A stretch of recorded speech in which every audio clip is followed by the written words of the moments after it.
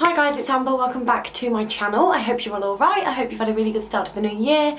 I just want to say hello because I know I've gained a few subscribers this week. I've had people message me on Instagram, which is great, so thank you, welcome.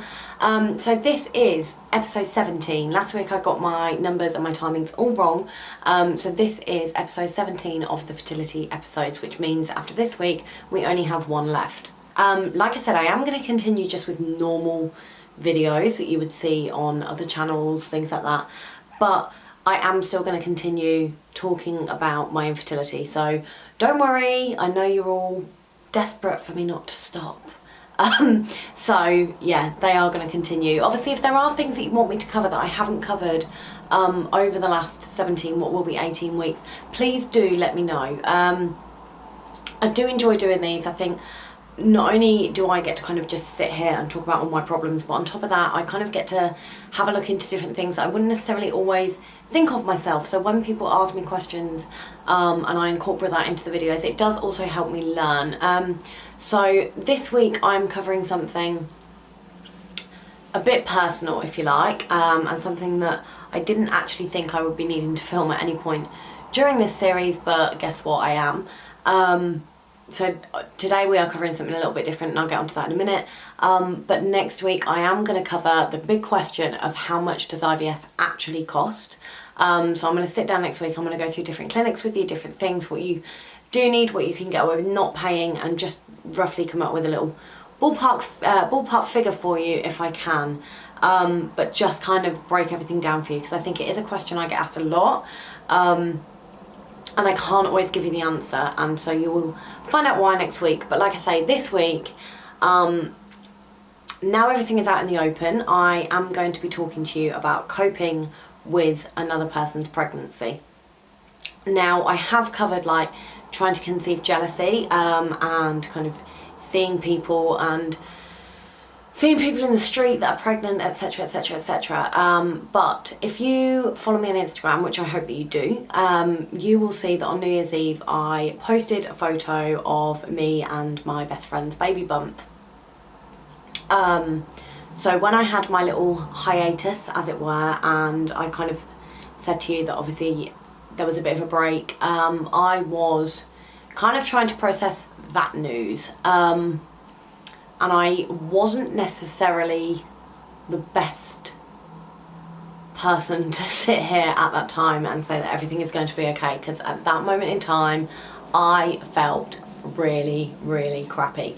So I'm going to put everything out there, I'm going to be really honest about it all, and that's it really. I think I'm just going to talk to you about coping with someone close to you and coping with their pregnancy without being hard on yourself and without being a bad friend. And I think it's something that, you know, a lot of us talk about, a lot of people in the TTC community, as it were, talk about when we all talk on Instagram, and there's a lot to it. I think it's very easy, and like I say, when I did my video about it, I think it might have even been like week 3, something like that. It was definitely really early on. We'd had friends tell us that they were pregnant, but not people that were really going to impact our lives that much.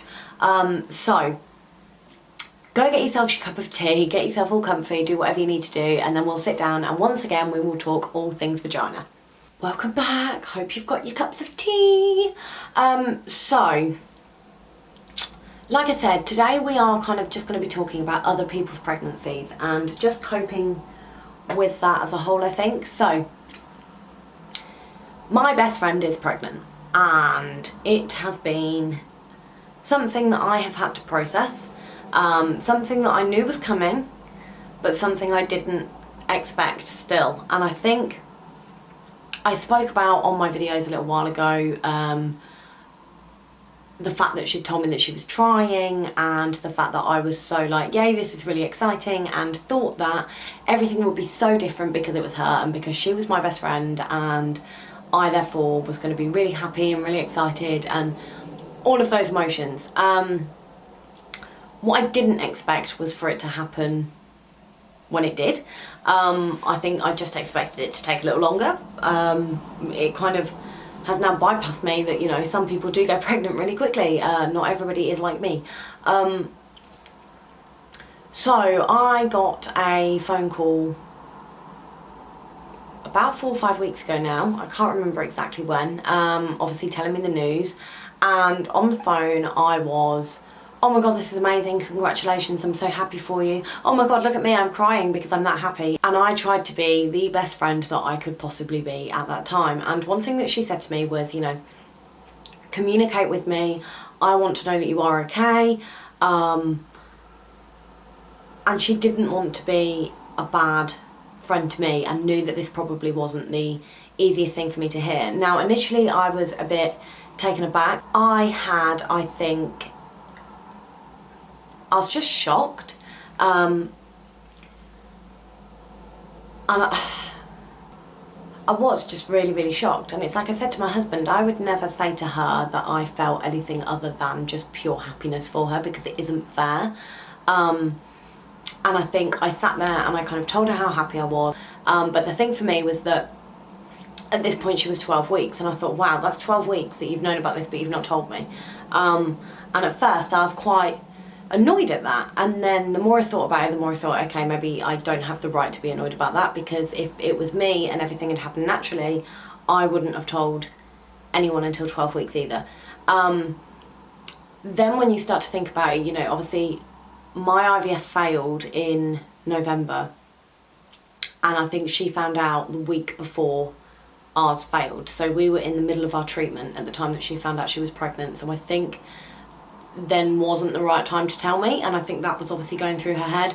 And then on top of that, ours then failed, and it was, bugger, how do I tell her? And I completely appreciate that as hard as this has been for me, it has probably been harder for her, knowing that she is going to tell me something that isn't going to be, she's not going to get the reaction that you would expect from your best friend. And I think her telling me was probably really hard. Well, I know it was really hard for her, but she obviously had to tell me at some point, and she did. And I think it's always, I think when someone tells you that they're pregnant and they know that you have been struggling and they know how hard it's been for you, especially, you know, straight after a failed round of IVF, it's never ever going to be easy. And I think you are always going to have that pang of, I don't even want to call it heartbreak, because I wasn't heartbroken, that's not the right word at all, because I am absolutely over the moon for them, and I was from the word go. But I think for me, it was so soon after everything had failed that it just kind of all came to a head a little bit. And I think we'd always said that we would plan our pregnancies so that we would kind of obviously try and have kids at the same time, and it would all be really exciting, and we could do everything together and we'd be experiencing everything. And now I'm the one that has to take the back seat, and I'm the one that has to sit and watch. And I don't know, I think that's quite hard for both of us, and I think I underestimate, and I think all of us do really. I think everyone in the situation of trying to conceive and going through IVF and dealing with infertility, I think we forget that, especially when it comes to people close to us. So I'm going to completely veto colleagues and distant friends and distant relatives and people on social media, people you don't really know. I'm going to veto all of that and all of that pregnancy envy, and just concentrate on people that are close to you. So your sisters, your best friends, your brothers, people like that. I think unless we're dealing with someone who's incredibly selfish, a bit of a narcissist, and aren't the best of friends anyway, I think it is always going to be hard for them to tell us. And I think we underestimate just how hard that is. If you think of a time where you know that telling someone something is going to really hurt them, it makes you feel sick to the stomach. And I think that's something I've realised over the last couple of weeks, of how hard this would have been for them to tell us, as opposed to just how hard it would be for me to hear it. I'm best friends with this person for a reason, and I think they understand that it's not going to be the best news for you, and so it does just make it harder for them. And I think that's it. I think infertility, I think in some ways can make you quite selfish when it comes to things regarding other people's children and other people's news. And it sounds awful, but life goes on and the world carries on even when you don't. And I found that really hard, I think, to deal with and to remember and to try and keep myself grounded on that front and not think, well, how dare they get pregnant, because that's not the case. And it's unfortunate that I'm in this position. It really, really is. It's unfortunate that we're all in this position, but we are, and you're given a hand and you have to deal with it. Now, I spent the first week of finding out that they were having their baby crying. And I'm not exaggerating, like I was just crying all the time. Because it had just surfaced everything for me, and I think it just surfaced the fact that I was infertile. And it wasn't that I was sad that they were having their child at all. It was selfish, 100%. Like 100% of those tears were for me. And they were sadness for me and the heartache that I feel, nothing to do with them. And I think that's what you have to differentiate between, that the sadness you feel is for you and not for them. And if it is for them, and you're sad that they're having their baby, and that you're sad that they're not in the same position that you are, then I think, again, without sounding awful, I think that's something that you need to evaluate, and you need to look at yourself over rather than everybody else, because they're not being inconsiderate to you by getting pregnant. And I think it's hard, and I think it's hard to kind of process that, and of course it is upsetting, and it's hard for you to be around it. You know, as I've said before, that at first I couldn't be around kids at all, whereas now I'm much better with it. And I think 1,000,001 things went through my head, and like I say, the more I sit here and I look back on it, the more I realise how selfish that was. And there were things like, you know, my worry was they are the last of our group now, other than us, to have children.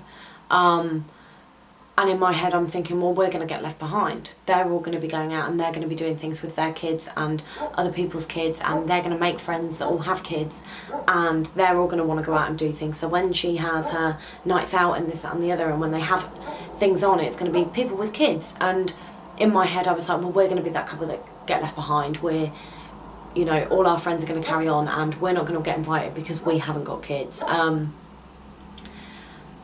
And now I'm thinking, well, then things change after you have kids, and they can't help that.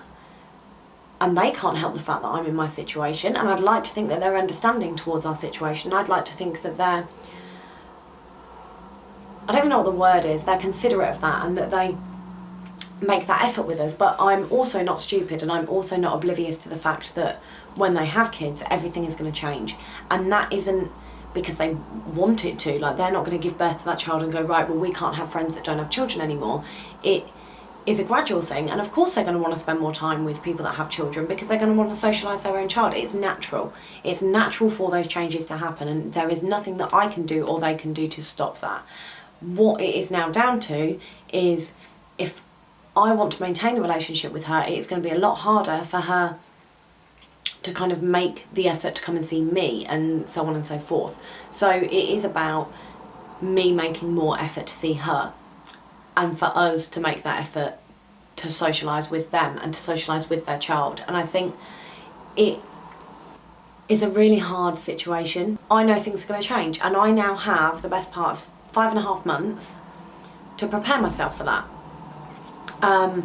And I'm not going to lie, it hasn't been easy at all. I think the very first time I saw them, I think it was very clear that I did not know what to do, where to look, what to say.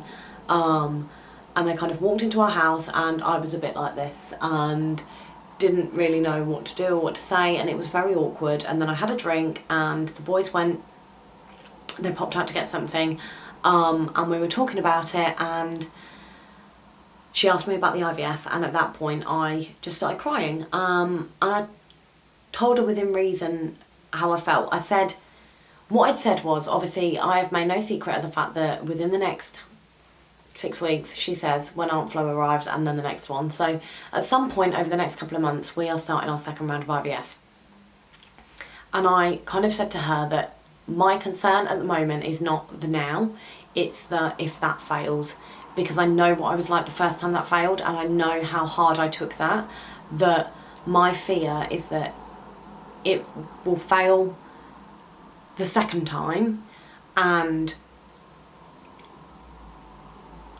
I'm not going to want to be around her, and I don't like that. I don't like the fact that that's a possibility, and as much as I will make every effort for it not to be the case, I just needed her to know that if it does fail, then it's not going to be very easy for me at first.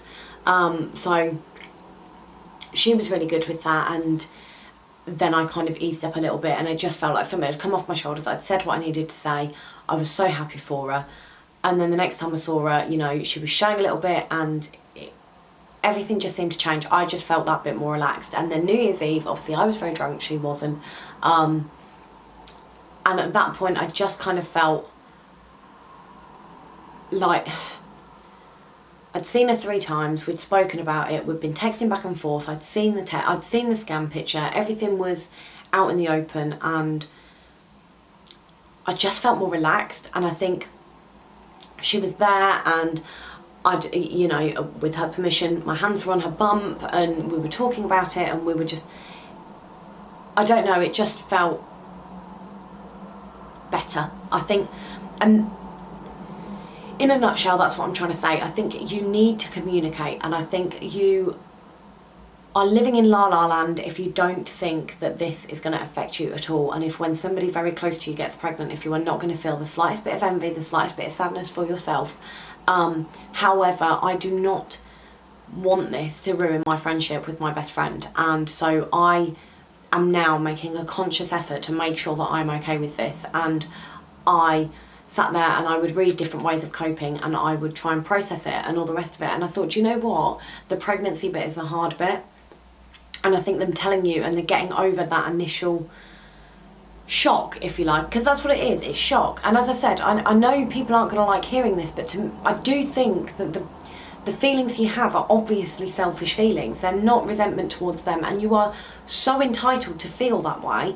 But I do think people should be making a conscious effort to deal with it, because I just think you're going to end up making your life more miserable. And I think I didn't want to be that person. I didn't want to be that person that couldn't be around anybody, that couldn't sit and listen to my best friend's pregnancy, because I think, you know, this might happen for me one day, but it also might not. And what am I going to do? Am I going to spend the rest of my life resenting my friends for having children? I can't do that. I think it isn't the person I want to be. I don't want to be that bitter person that never had kids. I don't want to be that person. It's my worst nightmare, turning into that person. And I think, you know, she might not have any more children. This might be her only child. She might have one and decide that that's it for her. She might suffer with secondary infertility. You don't know.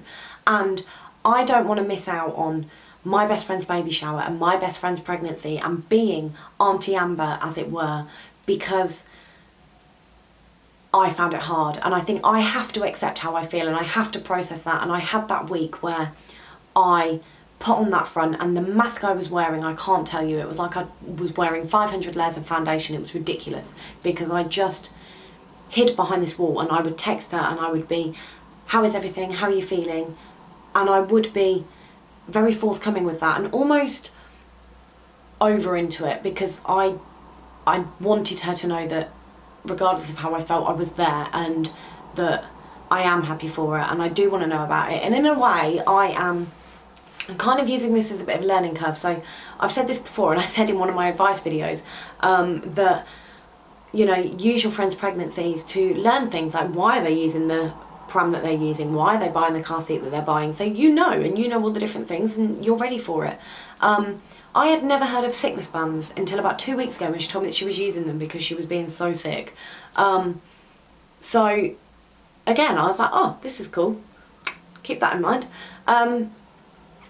And I think in a way it's nice, and I want to be involved, and I want to watch her turn into a mum and have that relationship. And it is so hard, and I'm not going to sit here and pretend that this has been a walk in the park, because it really hasn't. And I think of all the people that we've known have children over the last couple of years, for me this has been the hardest one, because I'm so involved. You know, like I'm doing the baby shower, and when I told my other friend that I was doing that, it was, are you okay to be doing that? Do you want to do that? Are you sure you're okay? And at first I was a bit like, I don't know.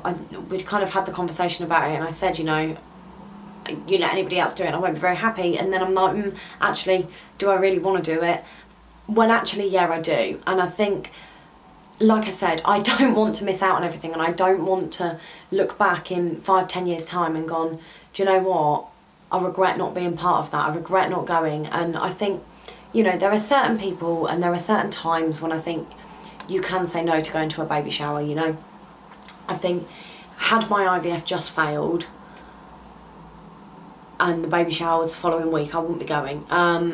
And so you do have to communicate about things like that. You have to be honest. I don't ever think it's a good idea to sit there and go, be really brutal about it and sit there and go, I feel angry, I feel sad, I feel sick at the thought of you having a child, and come out with all these really, really negative things, because they do pass, and I don't think it benefits them. What you also have to remember is, again, as hard as it is for you to consider, you also have to remember that they're pregnant.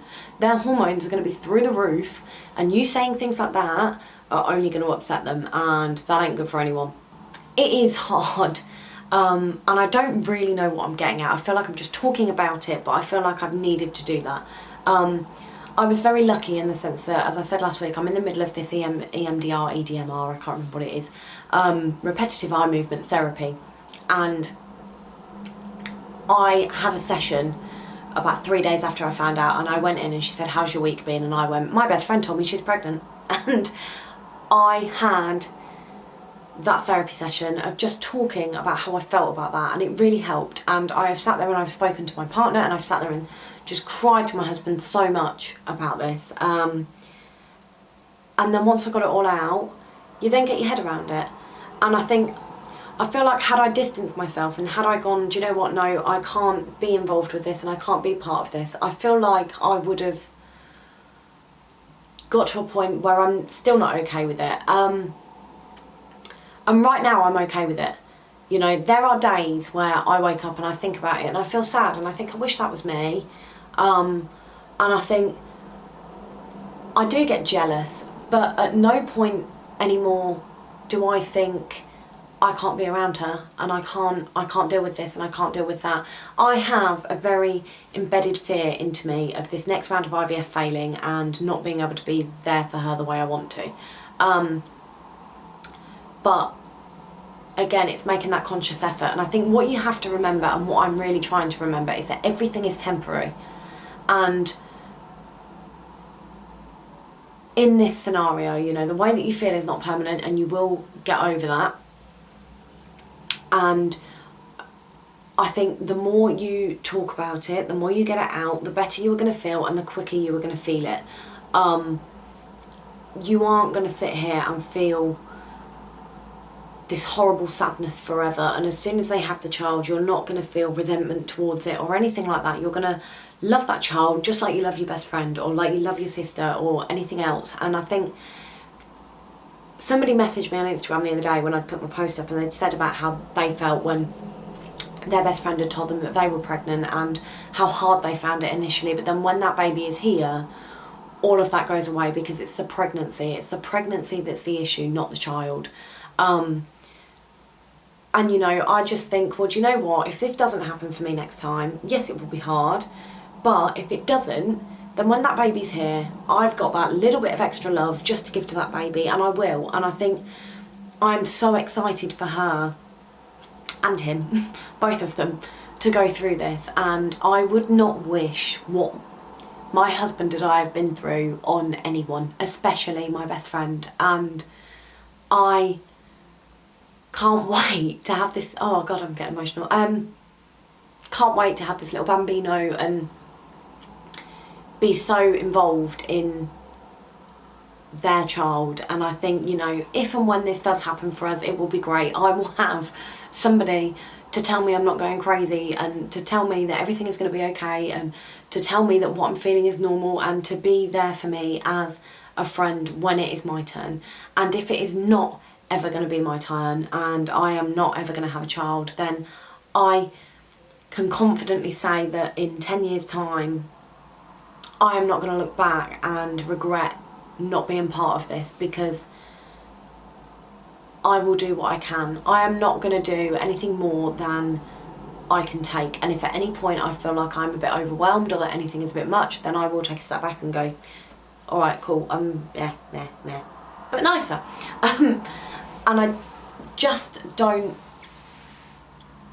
want her to suffer because of me, if that makes sense. I don't want my best friend to feel like she can't talk to her best friend because her best friend feels sad and feels sorry for herself, really. And I think that's it. I think, you know, it's normal to feel a certain way, but I almost think you have to get it all out, you have to communicate, you have to be open-minded, and as hard as it is, you know, I do think it's just as hard for them to be able to sit there and tell you as it is for you to hear it. And it does get better. And I am now at a point where I'm really excited to be a makeshift auntie. But it is all right, you know. I think you get past it if you want to get past it. If you don't want to get past it and you want to carry on feeling sorry for yourself, then you're not going to make it any better. I think you have to... The thing with infertility, like I've said a million times before, is you get given a hand in life and you have to deal with it, and how you deal with it is up to you. And it's very easy, and I have been a huge sucker for it, and I have done it, and I am absolutely guilty of it, of sitting there and feeling sorry for myself but then not doing anything to make myself feel better. And I have wanted to feel it, and I have sat there and gone, no, I am infertile, I am sad, I want to feel sad, you don't understand it, and that's it. And I literally haven't wanted to make myself feel better, and I haven't done anything to do it. And I think that is something that, when it comes to this, you actively have to make yourself feel better, and if you don't, then you're not going to make yourself feel better. You have to take the positive steps, and I think with everything there is an element of self-responsibility. And as hard as this is for you, if you want to maintain that relationship and you don't want to feel the way that you feel, then do something about it. You know, I put on my Instagram stories the other day, and I'll link it down below. Mind do like a little, the Mind charity, the mental health charity, do like a little self-care book. And sometimes I just feel when things get a bit overwhelming, I'll just use that, and I'll do a little doodle in there, or I'll write something down, or I'll journal, or I do my blog, or I do this, and I just kind of get everything out to make me feel better. And I think you have to do those steps. So if you are feeling a certain way, do what you can to not feel that way. You know, if you want to be there for your friend, be there for your friend. If you don't want to feel sad, do things that don't make you feel sad. Talk about it, go for a walk, do something. Because if you sit there and you manifest on it, it's you that's missing out. And as hard as it is, communicate that. If you're not communicating, it's never going to get any better. So I think, you know, your friend has to be considerate of how you feel, and if they really are a good friend, then they will be. But you also have to be a good friend to them, and I think if you're not, then I get how you feel, and I completely understand that sadness that you feel, and you are going to feel that, and it is okay to feel that, but try and move away from it. You know, you don't want to be consumed by your infertility. You don't want your infertility to ruin your life. You don't want it to rule your life. I got to a point where it completely consumed me, and it was all that defined me. And so I think, really, in order for you to be happy, things like this, feel sad, do what you need to do, but communicate how you feel, and then do something about it. I hope that wasn't too brutal. I think I'm just trying to kind of verbalise the way I have had to deal with the last few weeks, and I think everyone can do it. I do think you take some responsibility for how you feel, and you do kind of take it on the chin and go, right, this is a bit crap, I feel a bit naff, it's not their fault. I'm glad that they don't have to go through what we've gone through. Bugger, it was easy for them, but oh well. Do you know what? I'd rather that than them have to go through all this. So, excellent. Let's crack on. Let's have a cry. Let's have our week of feeling sad. Then let's get to grips with it. And then let's, baby steps, dip your toes in and keep going. Nobody is saying you have to be the most involved person ever and go to every scan and fondle the baby up. That sounds weird. That sounded really weird. You know what I meant. Oh dear. Dig. Just jumping in that hole I've dug. Nobody is saying that you have to be the most involved person ever, but just be there for your friend as much as you can. And if you're not feeling like you can, just communicate that. It's as simple as that. I hope you've enjoyed this video. I hope you've got something out of it. I hope you don't feel like I've just been bam, bam, bam, bam, bam. These last few weeks have been really hard for me, but now I feel like I'm at a place where I'm finally processing everything and I can be that good friend that I want to be. Life is too short to let this consume you. And I think I realised that now, and I realised